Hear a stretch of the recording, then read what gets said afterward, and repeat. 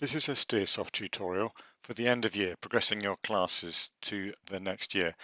It's for teachers and it's for teachers who have access to the STEARsoft cloud server system. So it's in three parts. First part is to take copies of last year's data. So first thing I'll do is to go to backups and take a backup of my whole year. Well, it's a snapshot, so my current data in STEARsoft. Call that whatever you like. So I've done that. Next step is to get a record of all my attendance sheets. So down here under all school data, school reports, in particular the counters tab, so I can go here and here if I don't want to go directly there. I'm going to use this download full attendance sheets as PDF file. So select the term, make sure the term's correct and change the dates if necessary. I'm going to have all my classes, not just my priority classes, so that will pick up my teaching classes as well. And then for here, I want only my classes. So I don't want to pick up classes from other teachers because I'm in a whole school reports place here. So download that and it's generating a PDF summary page, and then each other page has a class with the attendance data for that class, and it's got notes at the bottom as well.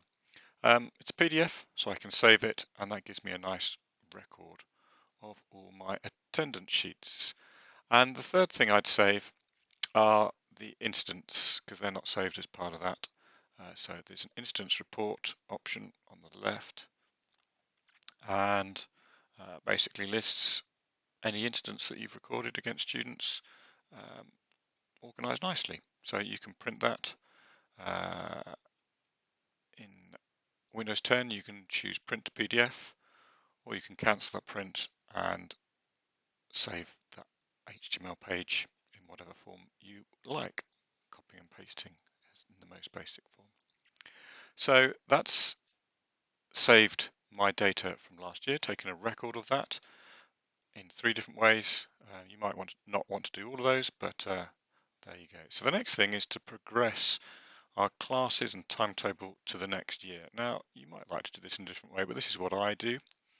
I go to each of my classes, and it takes a little while, well, maybe a minute, not that long. And I'm going to just change their names, basically. It seems a simple thing. It is a simple thing, but I think it's quite effective at identifying which are my old classes and which are my new classes. So I don't put the year on when I've got them because it just makes everything all a bit long. But once I've finished, once classes are no longer, I'm going to use this list down here. It's easier to keep track. Once I've finished teaching a class and I'm just archiving it, then this works quite well for me. So I've changed all my class names appropriately. Now I can create my new classes. So I've got a new registration class for year 12. So that's a priority AM PM class. And I've got a new maths class in year 10. That'll do, you get the idea. So I now want to, and you can see down here, they would have been the same name, but by renaming my old classes, I can see which is which very easily. So I'm going to now go to my timetable on my left. I've got it here, but if I go to this timetable, I can then edit it. And at the bottom, I've got a clear all button, and I'm going to start putting in my new timetable. You get the idea. I'm not going to put it all in. So select some points while I'm doing that. Save my new timetable. If I'd got term date set up, I haven't yet, but if I had, I could make my registers at this point. So I've progressed to the next year. I've got my new timetable with my new classes, and my old classes are down here. So I can still refer to my old classes if I want to go back and have a look. My data is still all there. I can go for the whole term, and I can do various things with that. So I've got it saved as PDFs and things, but I can still refer to it within STEARsoft. However, there'll come a point where you want to get rid of it from within STEARsoft for data protection reasons or just tidying things up. And so over here on the left, go to delete class, and it organizes those that are current and those that are old classes, and it just determines that by whether you put them in your timetable or not. Okay, so the ones we've taken out of our timetable, these are my old classes. You can also see when you were taking attendance, so it can reassure you kind of which period you were taking they relate to. So you could do them all, or you could just select the ones you want and then click delete classes at the top. Now you'll note here that a priority class, such as my registration AM/PM one, it's stopping me delete it. Now that's extra protection,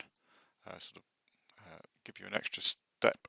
But what you can do is you can just go to that class and untick it as being priority, which will then let you delete it. Okay, so now I can delete it. So there we are. We've saved our data as PDFs and other useful things from last year. We've progressed to the new timetable and new classes, and I've shown you how to delete things from the past. I hope that was useful. Thank you for listening.